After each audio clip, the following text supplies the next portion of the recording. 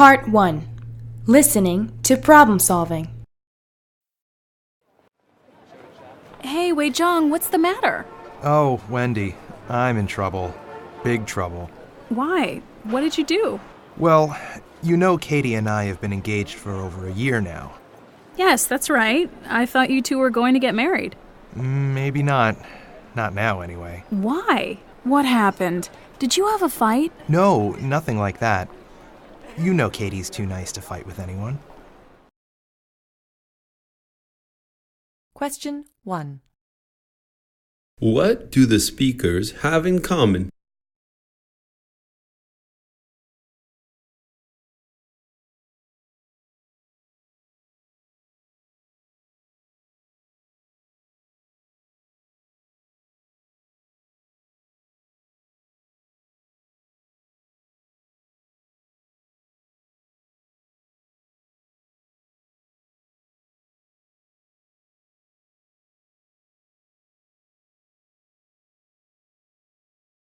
Question 2. What sort of emotion is the man expressing?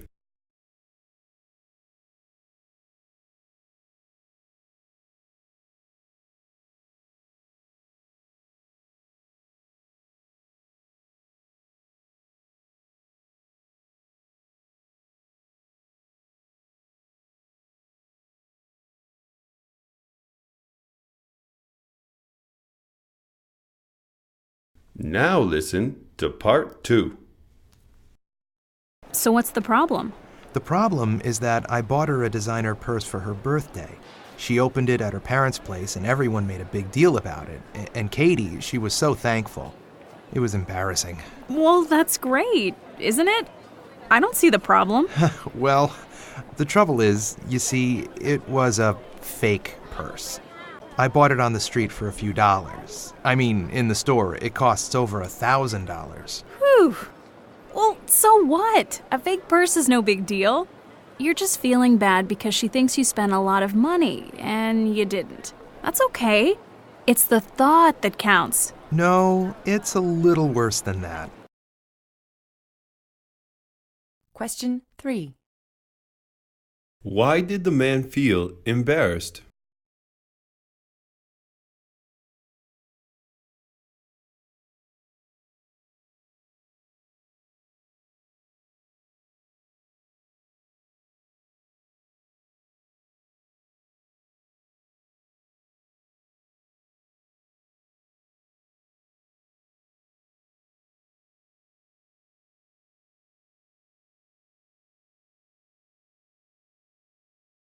Question 4.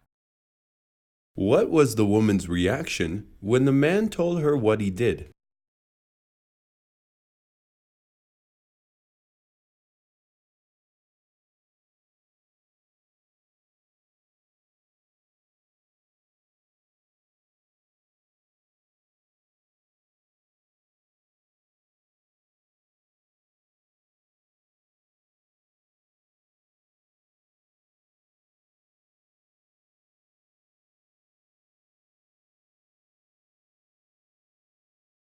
Question 5. Who did the man buy a gift for?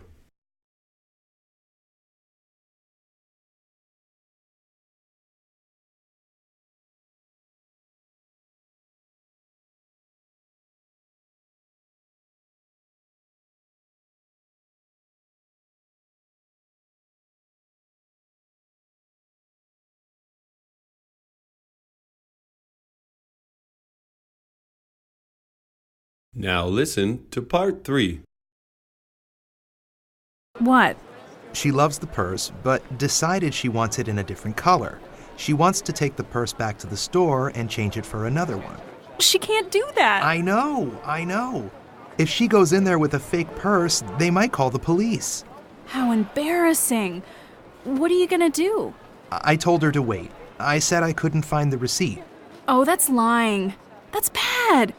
How will she ever trust you again? Well, what was I supposed to do? Tell her the truth. What if she goes to the store anyway? Maybe she'll just forget about it. Or she will... Excuse me a sec. Hello? A fake bag? I can't believe you did this. I never want to see you problem?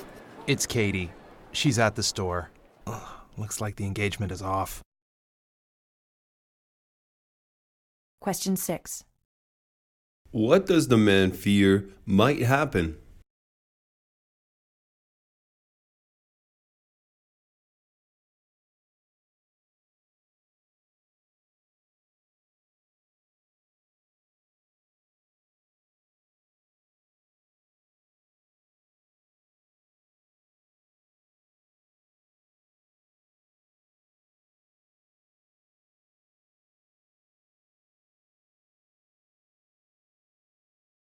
Question 7. How does the woman feel about what the man has done?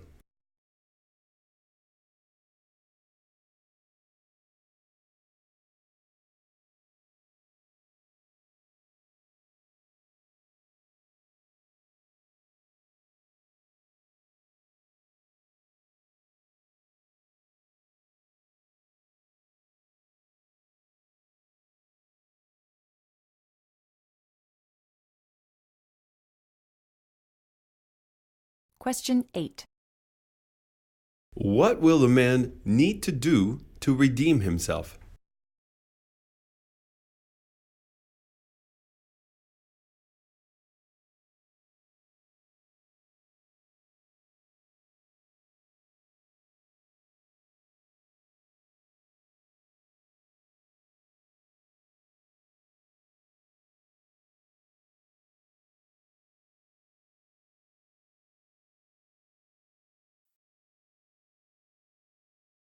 Listening to a daily life conversation.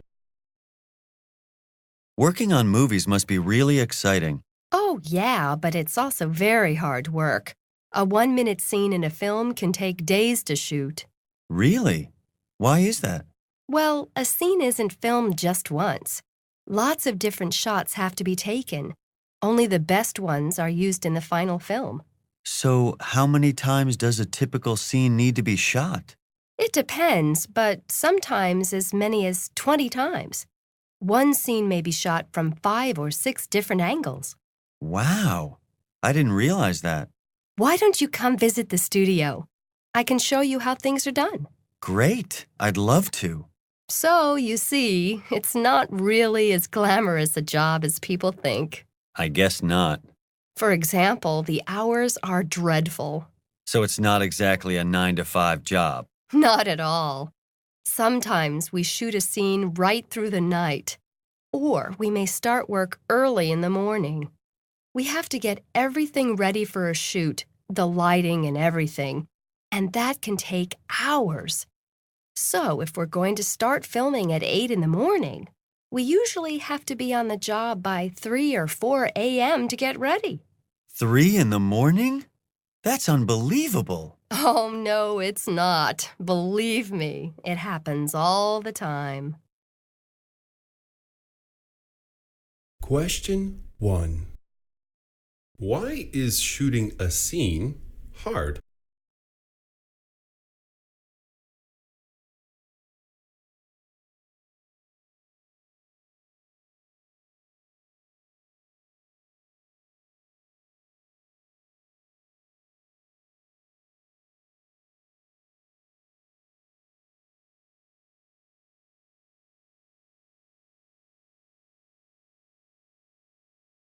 Question 2. What kind of job does the woman have?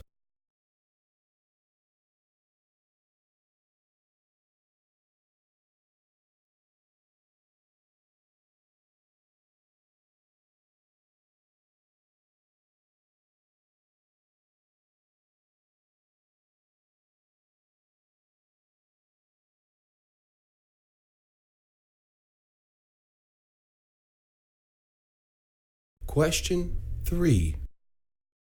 How is the man reacting to the woman?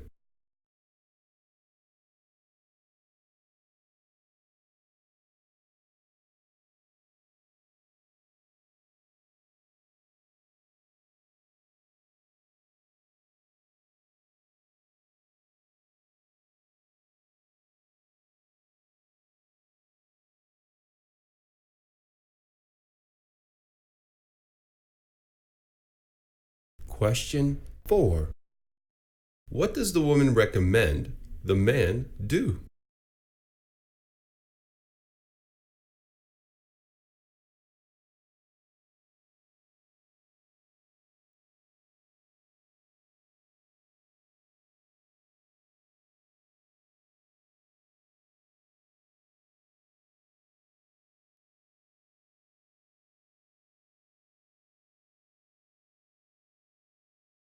Question 5. How does the woman feel about the hours at her job?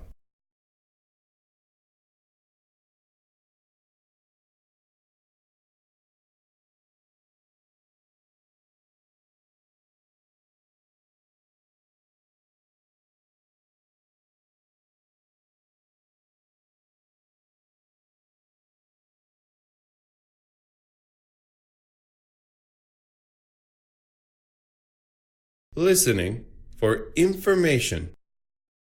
As I was saying, things are changing. There are more benefits for working parents, like paternity leave, unpaid family leave, and so forth. That's true. Like in the last 5 years or so, more people have been encouraged to work from home, telecommuting, and so on. That helps too. Going back to what you said about child care, Ted, daycare centers are now being provided free by some companies. So parents can just bring their kids to work. But very few companies offer this benefit. That's a good point. Don, you mentioned unpaid leave earlier. I think it's great that parents can take time off without losing their jobs. I agree. But unpaid leave means less money. And like I said, families need 2 incomes. Just the same, I think the trend is for companies to offer more benefits, incentives, etc., to attract and keep good employees. Yes. And like you said earlier, Don, companies now offer paternity leave, not just maternity leave. I mean, it's only fair. Then a father can stay home with a new baby, too. I think companies could do more. But going back to what you said, Paula, about telecommuting, if more people could work from home, maybe childcare wouldn't be such a problem. Yeah, and as you were saying, Ted, unpaid family leave means less money for a family, so maybe telecommuting is a better alternative for parents. Question 1. How does the man say things are changing?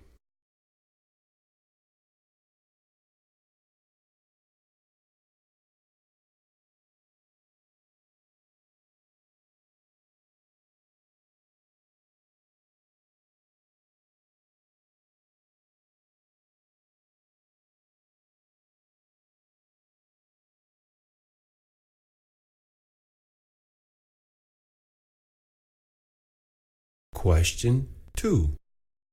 How does the woman feel about change?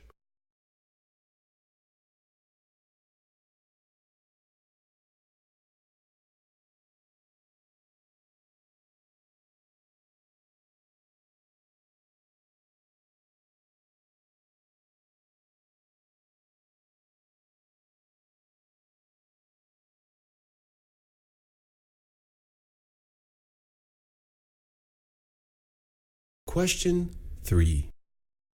What is unpaid leave?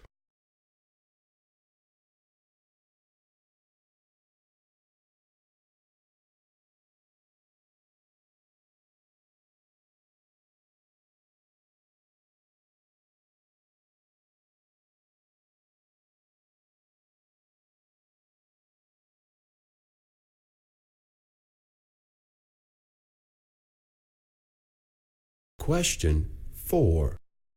What is the problem with unpaid leave?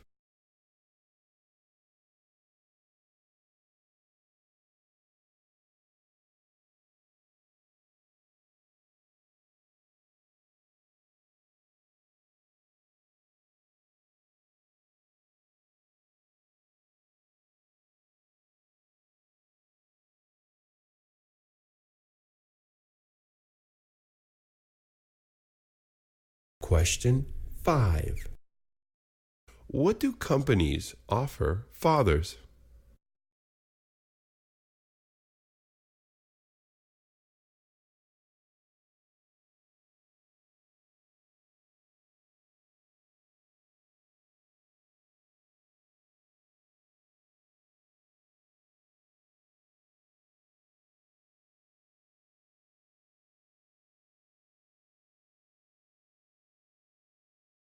Question 6. What is telecommuting?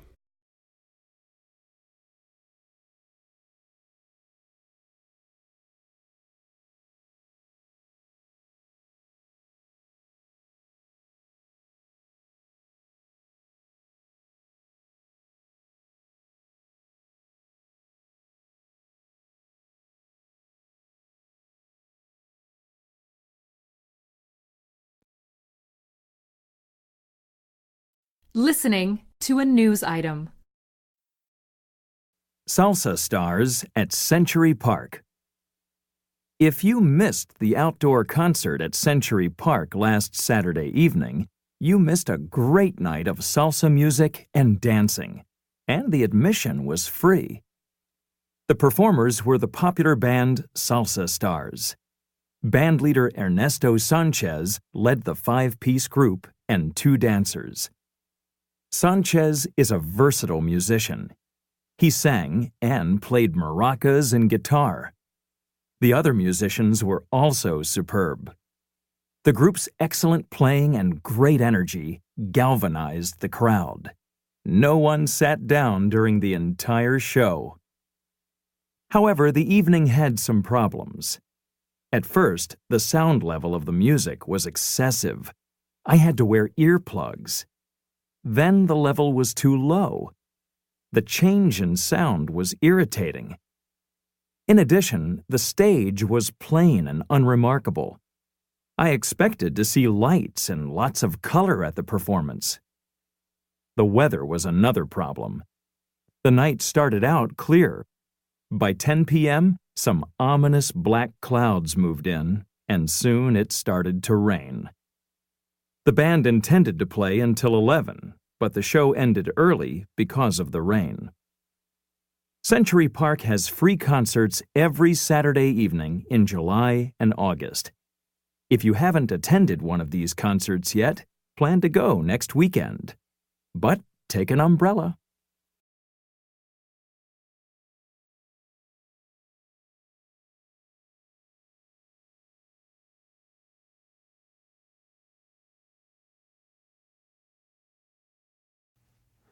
Listening to a news item.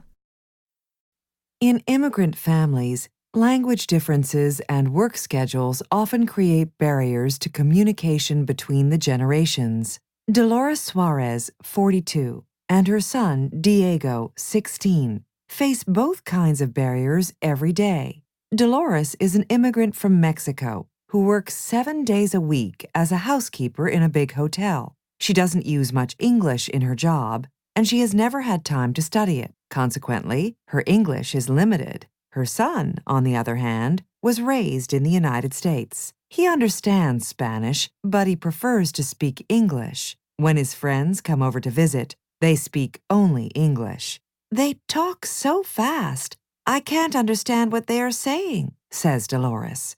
To make the situation more complicated, Diego and Dolores live with Dolores' father, who speaks Nahuatl, a native language spoken in Mexico. Diego can't understand anything his grandfather says.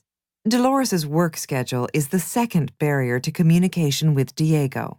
Because she rarely has a day off, Dolores isn't able to spend much time with him. She doesn't have time to help him with his homework or attend parent-teacher conferences at his school. In 1995, when Dolores immigrated to the United States, her goal was to bring up her son with enough money to avoid the hardships her family suffered in Mexico. Her hard work has permitted Diego to have a comfortable life and a good education, but she has paid a price for this success.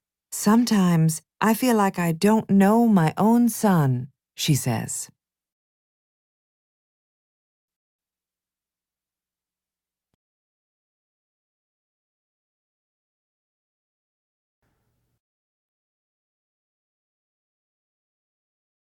Listening to a discussion.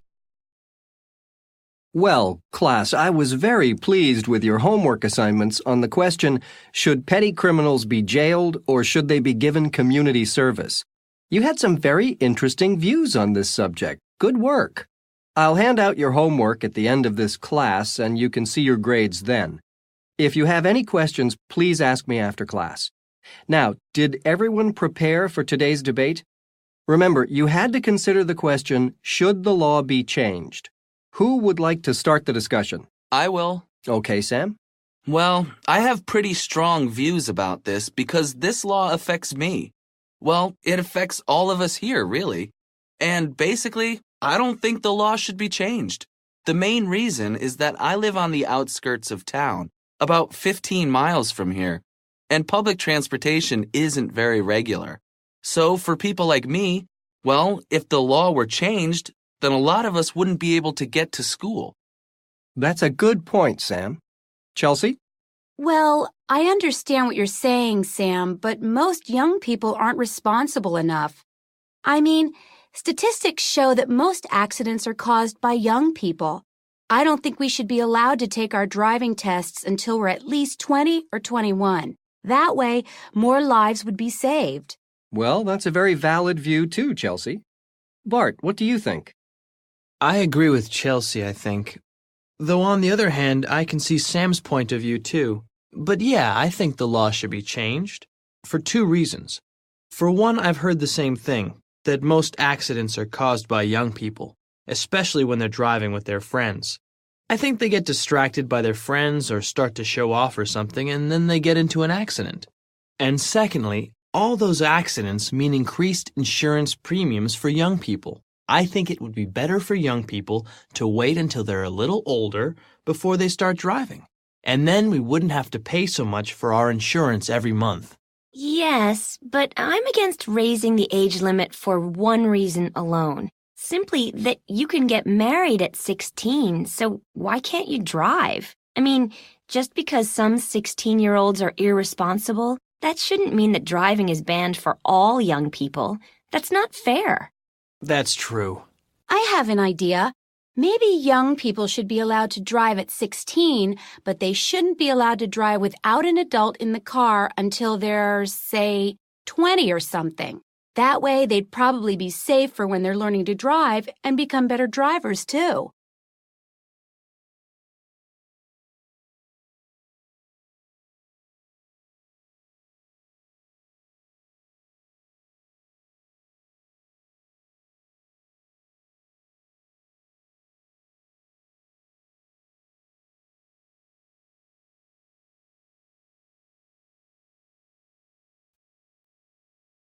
Part 3. Listening for information. Mrs. Ochawa? Oh, hi, Vasily. How's it going? Pretty well. I was in my car this morning and I heard an advertisement about a certificate program in hospitality and tourism. Yes, it's a great program. Are you interested? Yeah, but I have some questions. Well, I'll try to answer them for you. Okay, so first, what are the requirements for the certificate? How many courses are required? There are 6 required courses, plus an internship. An internship? What's that? You work at a local tourism business for 3 months. There's no pay, but it's a great way to learn about the industry. You know, see if you like it. I see. Are the classes in the daytime or at night? Because, I can't quit my job and... No problem, Vasily. Classes are scheduled at different times, and some of them are even offered online. Oh, yeah? That's great. How long does it take to complete the program? Well, it depends. I'd say, with the internship, between 1 and 2 years. Some people just take one class at a time, so it takes them longer. Okay, that's good. How much does the program cost? Well, let's see. There are 6 classes, and they're 3 units each. It's $50 a unit,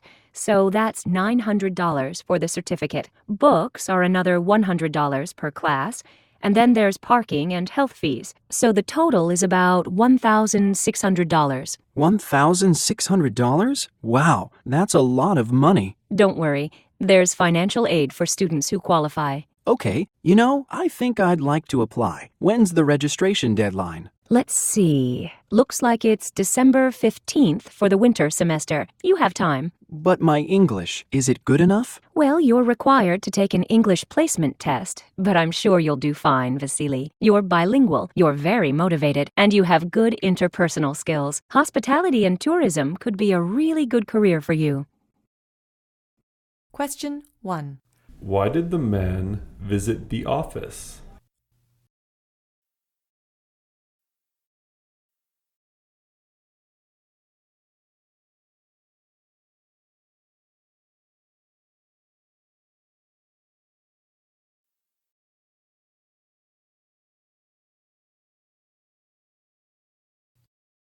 Question 2. What is the man's first concern?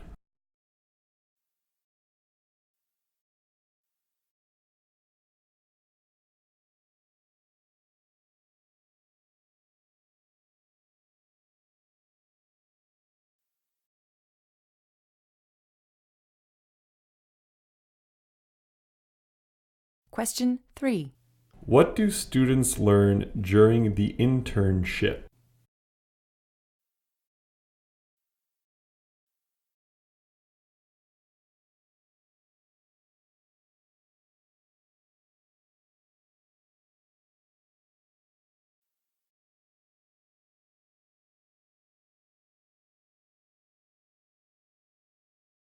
Question 4. Why does the man ask about the course times?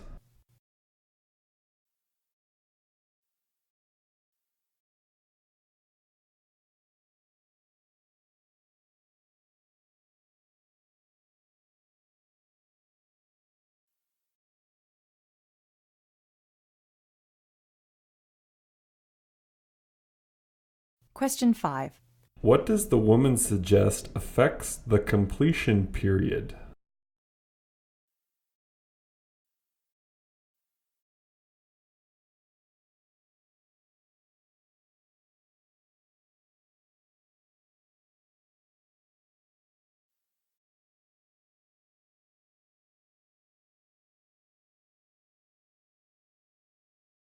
Question 6.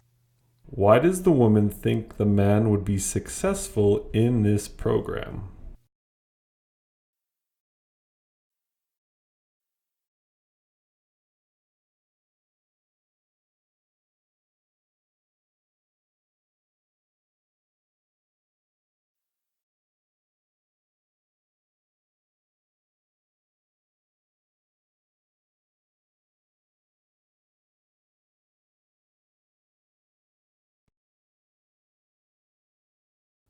Welcome to Chat Radio. On today's agenda is the topic of green bins. Are they a success or a failure? Started 2 years ago, the Green Bin program is a waste management strategy implemented to reduce the amount of garbage sent to municipal landfills. As part of the program, individuals are asked to separate their compostable waste, such as food and yard waste, into green bins provided by the city. The bins are collected on a weekly basis, and rather than taken to a landfill, are brought to a facility that turns the waste into compost. Although generally well received, the program has had its share of criticism. For example, for Judith Knightley, a busy mother of 3, the green bins are a nightmare.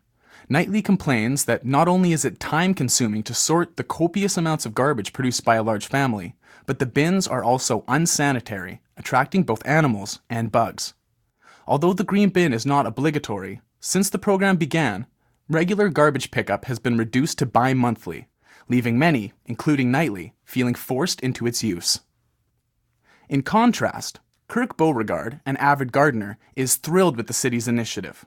Beauregard, who for many years has composted his own garbage using a backyard composter, is glad to see the city catching up.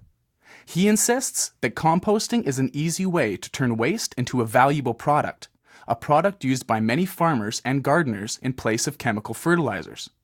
While Beauregard acknowledges that backyard composting might not be enjoyable for everyone, he sees the Green Bin program as a way to make the composting of one's own garbage accessible to everyone. Councillor Trudy Volkov, on the other hand, argues, regardless of like or dislike, that the program was necessary. With the city's rapid population growth, finding an economical way to manage the incredible amount of garbage being produced was essential. According to Volkov, City Council was faced with 2 choices: either build a new landfill or decrease the amount of waste brought to the current landfill. For Volkov, the green bin is a win-win solution. Not only is waste diverted from the landfill, but it is converted into a useful product whose sale can help defray some of the costs of running the program.